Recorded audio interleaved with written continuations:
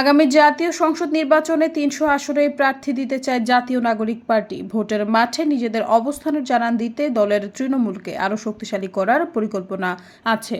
এর আগে দ্রুত চূড়ান্ত করতে চায় দলের গঠনতন্ত্র। একই সঙ্গে দলীয় স্লোগান, ঘোষণাপত্র, সাংগঠনিক কাঠামো ও দলীয় প্রতীক সামনে আনার মধ্য দিয়ে জাতীয় সংসদ নির্বাচনের প্রস্তুতি শুরু করতে চায় দলটির শীর্ষ নেতারা।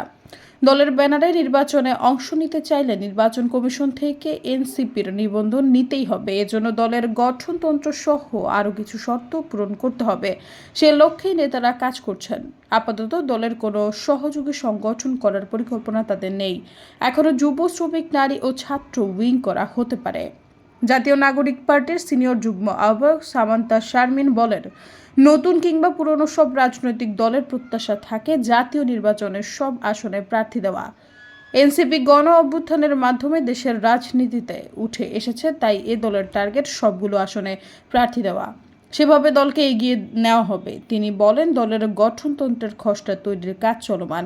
খসড়া প্রস্তুত করার পর তা নিয়ে নিজেদের মধ্যে আলাপ আলোচনা শেষে চূড়ান্ত হবে গঠনতন্ত্র। সৈয়দা ফারিয়া, সমযোগ।